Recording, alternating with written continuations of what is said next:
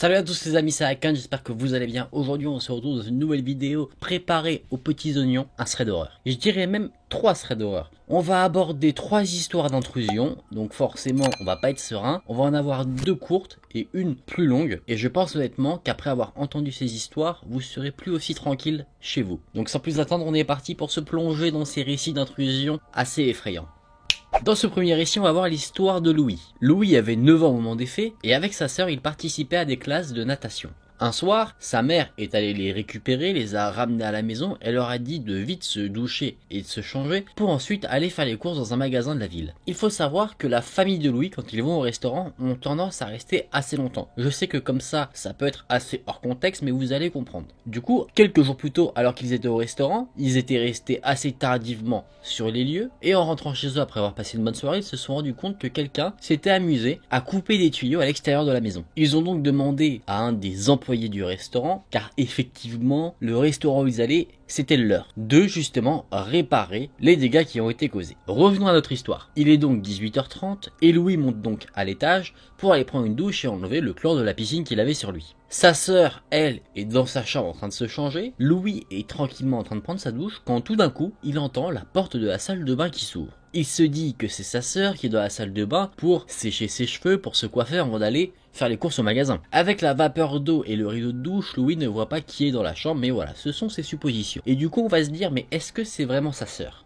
Il se pourrait bien que non. Louis demande à sa prétendue sœur ce qu'elle fait dans la salle de bain et il n'a pas de réponse. Mais quelques secondes après avoir posé sa question, son rideau de douche s'ouvre et il voit un homme qui saute dans sa douche, qui enlève son t-shirt et l'enroule autour de la tête de Louis. Louis, naturellement, il crie, il a très peur. La mère de Louis, qui était au rez-de-chaussée, entend les cris de son fils. Elle se précipite dans la salle de bain et elle est assez terrifiée par le spectacle qu'elle a devant elle parce qu'elle voit un homme qu'elle ne connaît pas dans la douche avec son fils. La mère hurle, l'homme se retourne vers la mère, il sait qu'il est pris au piège, du coup ce qu'il fait c'est qu'il pousse la mère et il part en courant vers la porte arrière de la maison et s'enfuit. La police bien sûr a été appelée, mais ils n'ont jamais retrouvé l'individu qui s'était introduit dans la douche de Louis. Mais en tout cas, ce que la petite famille suppose par rapport à l'intrusion de cet homme, c'est qu'en fait, quand l'employé du restaurant a réparé la tuyauterie de la maison, il aurait laissé la porte de la maison ouverte et c'est là que l'homme serait entré dans la maison et se serait caché jusqu'au moment des faits que je vous ai racontés. Après, on ne sait pas vraiment quelles étaient ses intentions. En tout cas, ce qui est sûr, c'est qu'elles n'étaient pas forcément très saines. Et on peut comprendre que quand t'es tranquille en train de te détendre dans ta douche, t'as un mec que tu connais pas qui arrive comme ça, tu flippes. Personnellement, c'est pas là que j'ai envie forcément de faire des rencontres. Après ces événements, bien sûr, Louis a été traumatisé par la douche. Il avait peur de s'y rendre tout seul. Est-ce qu'on peut en vouloir à Louis ?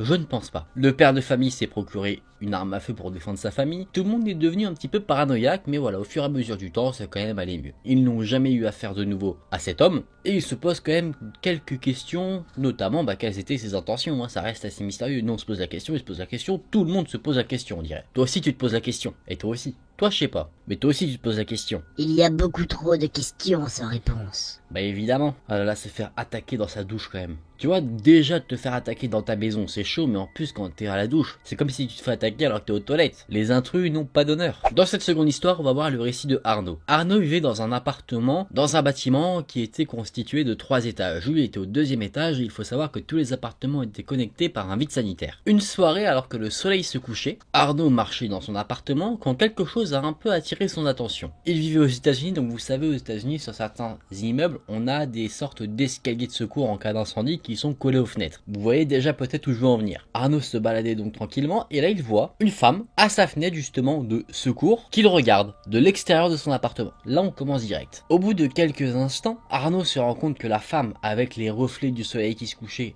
ne le voit pas, mais qu'en fait elle est en train d'essayer de s'introduire par la fenêtre dans son appartement. Arnaud prend la décision de s'allonger sur le sol pour essayer de se cacher au maximum, son cœur bat déjà très vite. Il continue d'avoir un aperçu sur la femme qui se trouve à la fenêtre et il voit bien qu'elle essaye concrètement d'ouvrir la fenêtre de son appartement. Arnaud ne sait pas quoi faire parce qu'il est allongé sur le sol et son téléphone se trouve dans sa chambre qui est dans une autre pièce. Après avoir patienté ce qui était une éternité mais ce qui était en réalité que quelques minutes, la femme est finalement partie. Mais cela ne veut pas pour autant dire que c'est la fin de l'histoire. Arnaud se relève, se dirige donc dans sa chambre pour récupérer son téléphone. Il envoie un message à son propriétaire et appelle la police. La police le prévient qu'ils vont venir sur les lieux pour voir ce qu'il se passe. Du coup Arnaud se sent un peu plus en sécurité et il décide de revenir dans la pièce à vivre de son appartement, là où tout s'est passé. Arnaud se rapproche de la fenêtre, celle où il a vu la femme, pour voir s'il la voit voit, peut-être en bas de l'immeuble en train de partir, enfin en tout cas pour essayer de la localiser. Et pendant qu'il regarde, à un moment donné, il entend un bruit venir juste au-dessus de sa tête. Permettez, je regarde quelque chose.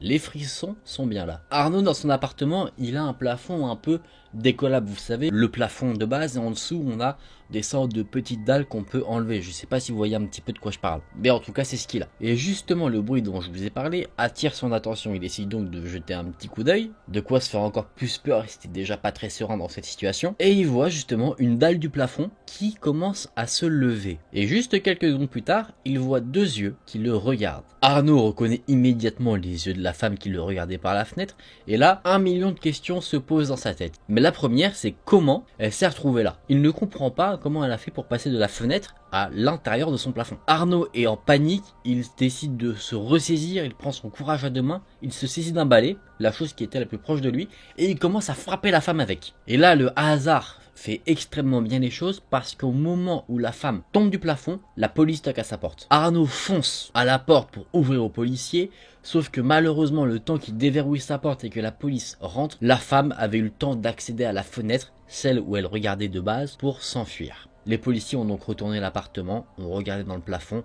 mais ils ne l'ont pas retrouvé, ils n'ont trouvé aucune trace de cette femme. Bien sûr, même à l'extérieur de l'immeuble. Mais ce n'est que quelques jours plus tard qu'il va y avoir quelques éléments de réponse. C'est qu'en fait, un autre voisin a aperçu cette femme sur justement sa fenêtre de secours, sur le fameux escalier de secours. Et il a appelé la police, mais là, la police est intervenue rapidement. Forcément, ils étaient aux aguets parce qu'ils avaient déjà eu un signalement par rapport à cette femme. Et cette fois-ci, ils ont pu l'arrêter. Ils l'ont retrouvé effectivement sur l'escalier de secours, et les policiers ont dit à Arnaud que cette femme en fait était totalement défoncée et qu'au moment de son arrestation, elle avait d'ailleurs été plutôt violente à leur rencontre. Donc qui sait ce qu'elle aurait pu faire à Arnaud si elle avait pu effectivement s'introduire dans son appartement. On ne sait pas, ça restera un mystère. En tout cas, Arnaud, ça l'a quand même pas mis bien de voir que quelqu'un qui se trouvait à l'extérieur de sa maison et que bien que sa porte d'entrée était fermée à clé, puisse quand même s'introduire chez lui. Donc Arnaud, peu après ces événements, a pris la décision de déménager. Et ça, c'est tout à son honneur. On le comprend totalement, je pense. Personnellement, je sais qu'on peut rentrer chez moi par mon plafond. Je peux te dire que je quitte l'appartement dans les plus brefs délais. Parce que là, on a une femme totalement défoncée qui s'introduit chez toi.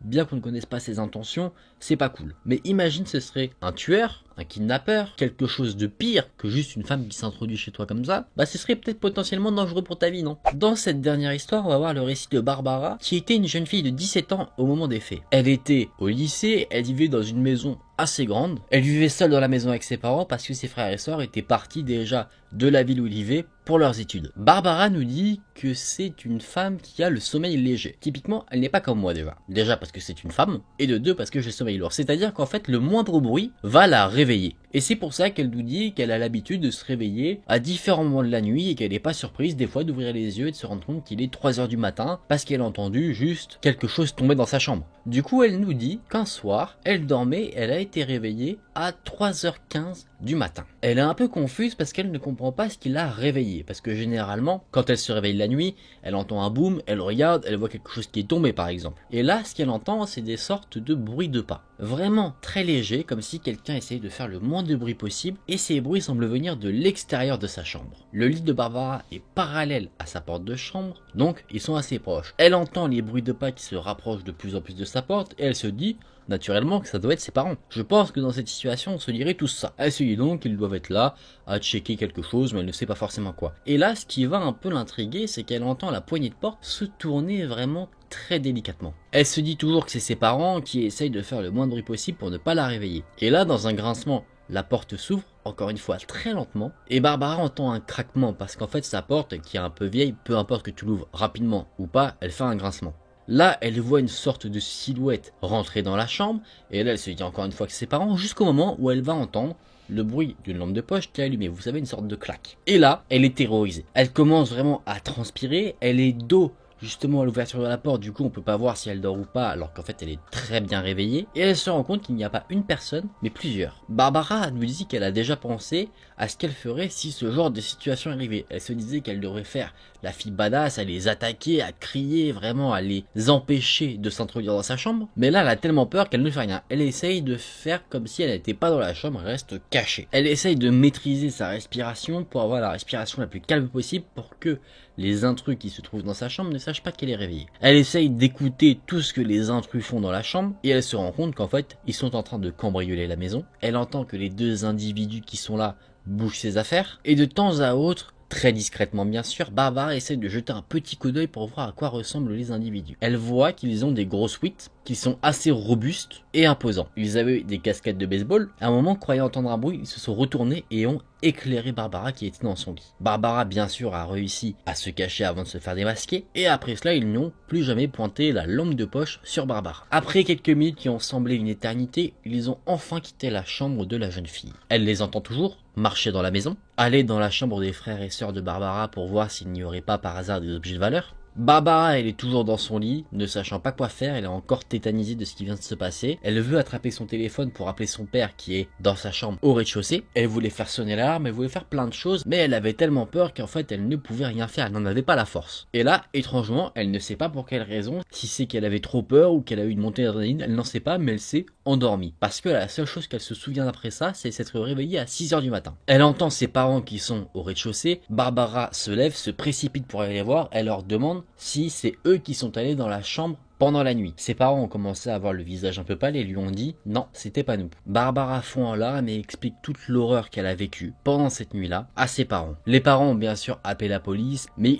ils n'ont pas pu faire grand chose malheureusement. Les parents ont raconté que quand eux se sont réveillés, ils ont vu que tous les placards étaient ouverts, les fenêtres, les portes, des objets avaient été brisés, enfin vraiment il y avait un sacré carnage. Mais ce qui va être un peu plus inquiétant, c'est ce qu'ils ont trouvé en bas de l'escalier. Ils ont trouvé un grand sac qui contenait du ruban adhésif et une clé USB qui était vide, qui n'avait aucune donnée dessus. Barbara préfère ne pas réfléchir à ce à quoi ces éléments étaient censés servir, mais ce qui est encore plus étrange, c'est que les intrus n'ont rien cambriolé du tout. Ils n'ont rien pris du tout. Et apparemment, ils sont partis ayant laissé le sac près de l'escalier en précipitation. C'est assez étrange quand même comme histoire. Ça a pris une semaine à Barbara pour pouvoir dormir dans sa chambre seule de nouveau, parce qu'elle sent comme si son intimité avait été attaquée. Elle se sent pas bien du tout alors qu'elle est censée être en sécurité dans sa chambre, dans sa maison. Là elle se sent pas du tout en sécurité, elle est pas bien. Le sort de sanctuaire un peu que représente notre chambre, c'est un peu notre zone, notre endroit, a été totalement sali par ces intrus. Depuis ce jour en tout cas, Barbara dort toujours avec près d'elle un spray au poivre, vous savez, une sorte de petite bombe qu'on peut mettre dans les yeux des agresseurs et c'est censé leur piquer pour qu'on puisse ne pas se faire agresser. Et elle dort toujours avec à côté d'elle une machette, rien que ça. À chaque fois elle vérifie les serrures 2 ou 3 fois. Elle n'a jamais revu ces hommes, ils ne se sont jamais réintroduits dans la maison, mais en tout cas ce qu'elle nous dit c'est que si jamais un jour elle était amenée à les recroiser, plus jamais elle ne serait tétanisée comme elle l'a été et qu'elle cette fois-ci agirait. Les amis, c'était la fin de cette histoire, c'était une histoire assez folle. Après ce qui m'intrigue un petit peu c'est pourquoi les intrus sont partis comme ça, assez en précipitation. Après je suppose que le ruban adhésif c'était éventuellement pour attacher les parents et Barbara si jamais ils se réveillaient. Après la clé USB, je ne sais pas du tout à quoi ça pourrait servir, peut-être que c'était pour essayer d'accéder aux ordinateurs et voler, je sais pas, des codes bancaires, ce genre de choses, c'est possible, ou peut-être des documents importants si les parents en avaient par rapport à leur travail. Après, qu'est-ce qui aurait pu expliquer que ces intrus partent de manière assez précipitée? Peut-être qu'ils auraient vu un voisin qui aurait vu du mouvement dans la maison, qui aurait regardé, ça les aurait inquiétés, du coup ils se seraient enfuis précipitamment. C'est possible. Je vois pas forcément pour quelles raisons les intrus auraient pu s'enfuir comme ça en laissant leurs affaires. Ça reste assez mystérieux. N'hésitez pas à me dire vos théories dans les commentaires, ça m'intéresse, ça c'est une affaire qu'on se doit de résoudre pour Barbara quand même. Bon les amis, on va se remettre en sécurité tranquillement, vous inquiétez pas, j'ai pas de plafond amovible, pas d'intrus je crois, donc on va être dans une ambiance encore une fois assez chill. De bien belles histoires d'intrusion, bien belles histoires, mais terrifiantes, n'oublions pas. Ah là là, les intrusions, les intrusions. En tout cas, ce qui est positif dans ces histoires, c'est que rien de bien dramatique s'est passé.